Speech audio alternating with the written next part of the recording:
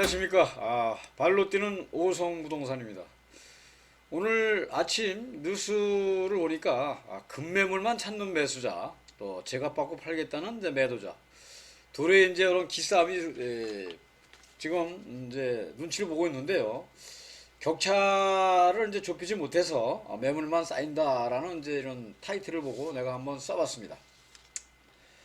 이제 서울 부동산 시장에서 이제 주택을 살려는 사람보다 이제 팔려는 사람이 많다는 얘기죠. 그동안은 이제 저가 급매물 중심으로 해서 유입되던 수요가 주춤해지면서 매수자 우위 시장 분위기가 이제 지속되고 있었습니다.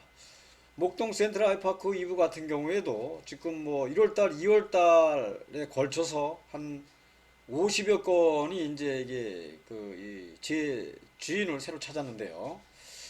뭐 최고가 실거래가 대비 뭐 한 40% 이상 빠진 물건서부터 해서 32평은 이제 뭐 8억서부터, 그 다음에 25평은 이제 7억 천서부터 출발해서 지금 이제 30평은 9억대, 그 다음에 25평은 이제 8억대 중반까지 이제 가게 됐는데요. 그 이후부터는 전부 다 이제 또 이렇게 또 이게 매매가 되다 보니까 또 집주인들 입장에서는 또 가격이 또 올렸고 또 찾는 분은 또 너무 비싸다고, 그래서 지금도 오늘 3월 달에는 불과 한 대여섯 건 삐게 거래가 되질 않고 지금 이제 이 격차가 좁혀지지 않아서 지금 매물만 쌓이고 있는 상태입니다. 이제 지난해 이제 7월에 이제 6만 이제 5천 건을 이제 기록하고 이제 상승을 멈추다가 올 1월 이후에 이제 그 보금자리 특례론에 이제 어떤 그런 그 고정금리에 이제 그 힘을 받아서 이제 급매물들이 좀 소진이 됐는데요. 지난해에 그 현재로서는 지금 추격 매수가 없기 때문에 아직까지는 지금 주택을 살려는 사람보다 팔려는 사람이 많다 보니까 지금 매물만 좀 쌓이고 있다, 이렇게 볼 수가 있겠습니다. 또 이러다 보면 또 그 경매 물건도 좀 많이 나가죠. 그래서 제가 오늘 한번 또 이 부동산 정보 광장에 들어가서 또 한번 경매, 공매 등기 신청 현황에 대해서 한번 또 알아보도록 하겠습니다. 23년도 2월 그 경매 개시 결정 공매 공고 등기 신청일 기준인데요. 6,687건이 지금 이게 쌓여 있습니다. 여기 보면은 등기 신청 현황입니다. 현황에 보면은 이제 여기 밑에 요거 파란색이 이미 경매고요. 요 분홍색이 이제 강제 경매입니다. 그 다음에 여기 이제 노란색이 이제 이게 공매인데요. 우리가 이제 임의 경매와 이제 강제 경매가 있는데요. 이게 이제 어떤 차이가 있냐면, 임의 경매 같은 경우에는 뭐 둘이 쌍방이 합의해서 설정해 준 게 이제 이게 이 임의 경매입니다. 이제 대표적인 게 내가 주택을 구입하면서 주택 구입 자금으로 담보 대출을 받아서 은행으로부터 돈을 빌려서 이제 이 주택을 구입했을 때 그에 따른 하자로 은행에서는 근저당권을 설정합니다. 보통 뭐 1억을 빌렸다 그러면 채권 최고액, 만약에 이 채무자가 제때에 이제 이자 원금을 상환 못했을 때를 대비해서 최고 120%까지 설정을 하죠. 그러면 1억 2천까지 설정하는 게 여기 이제 임의경매인데, 이 채무자가 이를 이행 못했을 때 나오는 게 이제 이게 임의경매의 대표적인 거라고 보면 되겠습니다. 근데 강제경매는 어떤 거냐면은 일방이 신청하는 거죠. 일방이 뭐 이제 대표적으로 본다 그러면 친구지간이나 이제 서로 이 친척지간이라도, 자 내가 뭐 3개월 후에 돈이 내가 2억이 나오는데 그때까지 네가 좀 2억을 빌려줘, 그럼 내가 그때 상환할게 라고 했을 때, 그러면 또 친구지간이거나 또 그런 서로 또 그런 이 믿음 있는 그런 지인간이라 그러면, 그래 그럼 나도 그때에 2억이 필요하니까 그때까지 쓰고 돌려줘, 그러면서 이제 차용증을 하나 받는 거죠. 이제 그렇다고 뭐 아무 그런 것도 없이 빌려주긴 뭐하니까 차용증 하나 받고 이거를 이제 돈을 빌려줬는데, 약속한 날이 지나도 돈이 상환이 안 되고 또 전화도 회피하고 그러다 보니까 이제 어떻게 되겠습니까? 그러면 이 차용증을 가지고 바로 이제 갈 수가 없죠. 뭐, 저 가압류 신청해 놓고 법원에다가 소송을 이제 들어갈 겁니다. 그러면 이제 법원에서 이 소송이 이게 또 민사로 들어간 거기 때문에 또 한이 없죠. 뭐, 그러다 보면은 한 뭐 1년 정도의 승소 판결 받아가지고 그 판결문을 받아가지고 이제 그 이 경매를 신청하는 거죠. 그래서 강제 경매와 임의 경매의 차이는 이렇게 일방이냐 쌍방이냐에 그 따라서 이렇게 차이가 갈린다 생각하시면 될 겁니다. 그다음에 이제 공매 같은 경우에는 이제 이 세금이죠. 국세라든가 지방세라든가 이렇게 체납이 돼서 쌓이고 쌓이다 보면은 이제 이 공매 신청을 하죠. 공매 신청하게 되면 이제 보통 뭐 이렇게 온비드에서 이제 하는데 강제 경매가 됐던 법원 경매 같은 경우는 뭐 1차 유찰하면 20%, 많은 데는 30%까지 유찰이 되지만 이 온비드 같은 경우는 계속 뭐 계속 이렇게 그 가격에서 하루에도 두 차례 세 차례씩 계속 내죠. 그러다 보니까 이제 그런 부분이 있고 또 차이가 뭐냐면 이 법원 경매 같은 경우에는 인도 명령이 있죠. 인도 명령이 내가 낙찰을 받은 날로부터 뭐 3개월 안에 인도 명령을 신청을 해가지고 또 이 절차에 따라서 이렇게 그 대항력 없는 또 거기 뭐 건물주라 소유주라든가 채무자를 이제 내보내고 새로 또 뭐 임차인을 들인다든가 하는 이제 방법이 있겠고요.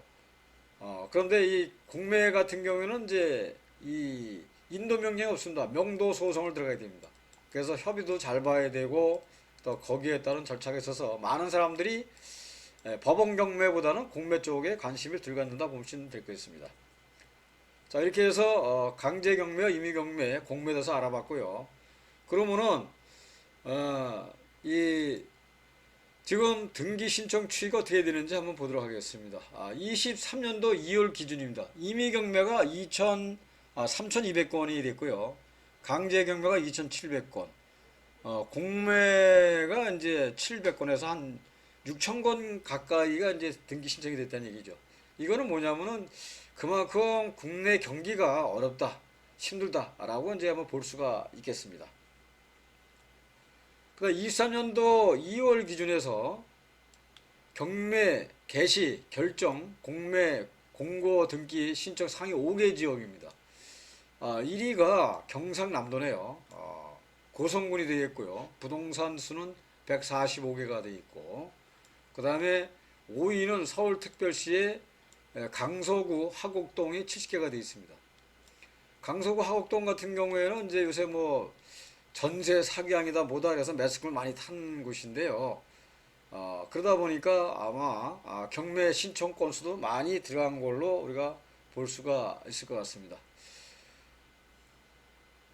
그다음에 23년도 2월 경매에 의한 소유권 이전 등기 신청이 2,448건이라는 얘기죠. 이거는 이제 낙찰을 받아서 이제 신청한 거가 되겠죠. 소유권 이전 등기 신청이니까요. 2,448건이라고 보겠습니다. 그래도 역시 보면은 임의 경매가 51.8%, 강제 경매가 34.8%, 그 다음에 공매는 약 뭐 한 13.8%. 근데 이거는 이제 전국을 보는 거고요. 뭐 주택이 한정된 게 아니라 뭐 토지서부터 모든 게 다 포함된 거로 이해를 하셔야 됩니다. 주택만을 보는 게 아니죠. 그 다음에 이제 지역별로 봤을 때 경매, 공매와 소유권 이전 등기가 어떻게 되는지 한번 보겠습니다. 순 서울특별시를 볼까요?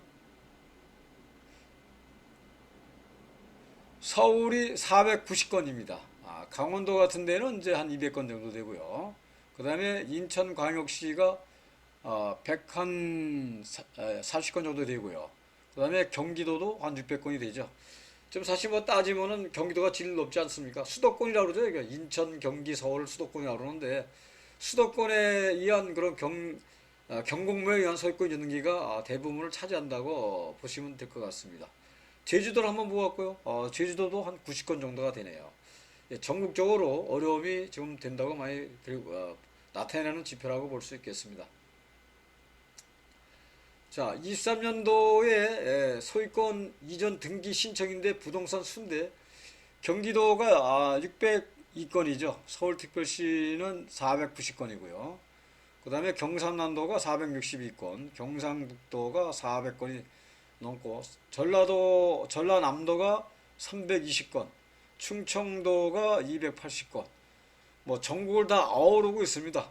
뭐 이렇게 보는데요. 그래서 23년도 2월 달에 신청 상위로 보게 되니까 이번엔 또 서울특별시가 이제 아까는 이제 등기 신청수고요. 이거는 이제 소유권 이전 등기 신청수에는 서울이 가장 많다. 그만큼 서울이 뭐 말은 제주도로 보내고 자식은 서울로 보내겠다고 서울에 또 그만한 또 집중돼 있는 인구수도 많고 그러니까 물건도 질 또 낙찰도 많이 받는 것 같습니다. 그 다음에 5위권은 경기도인데요. 워낙 또 뭐 경기도 같은 경우에는 이 땅덩이도 넓고 그러다 보니까 되는데도 이 등기가 화성시 서산면이 20건으로 가장 5위권을 차지했다고 보면 되겠습니다. 우리가 이제 또 23년도 2월달 기준에서 매수인 현황을 한번 또 이렇게 나왔습니다. 남녀 연령별인데요. 남자가 70대 이상이 165명이고요. 50대에서 60대가 가장 많습니다. 734세대 3명이 되죠. 그 다음에 이제 여자분도 꽤 됩니다. 70대 이상이 이제 61명이고요. 그 다음에 가장 활발한 50에서 60대가 이제 419명으로 수위를 차지하고 있네요. 뭐 주소지 현황으로 봐서는 뭐 경기도가 가장 많다고 볼 수 있겠습니다. 네, 서울특별시가 되겠고요. D를 이어서 뭐 경상남도, 경상남북도가 D를 이어간다고 보면 되겠습니다. 경상남북도도 뭐 공단이 많다 보니까 또 가장 또 핫한 게 토지와 또 그에 못지않은 게 공장입니다. 자, 이렇게 해서 한번 또 봤고요. 자, 그래서 저희가 오늘은 또 급매물만 찾는 또 이 매수와 또 매도를 또 알아봤고요. 그 다음에 경매, 공매도 알아봤습니다. 우성부동산은요, 신정 뉴타운에서 20년 동안 한 자리를 지켜온 부동산입니다. 초기 재개발 사업지로 발굴해서 요새 투자를 시켜드리고 있는데요. 요새 가장 핫한 곳이 역세권 도시정비형 재개발 지역입니다. 이 승강장 기준에서 350m 이내에 들어가고요. 서울시에서 한시적으로 하는 사업이라 아주 인기가 좋습니다. 인기가 좋은 이유가 뭐냐면은 역세권에 이제 완전히 상업지 정도 돼 있지 않습니까? 그렇지만 그 뒤로 들어가면은 주거 2종으로 낙후된 곳이 많습니다. 그래서 이곳을 준주거지로다 이제 이렇게 상향을 시켜줍니다. 그러면 상향을 시키게 되면은 용적률이 올라가죠. 용적률을 뭐 주거 2종일 경우에 200%던데 많게는 500%까지 받을 수가 있습니다.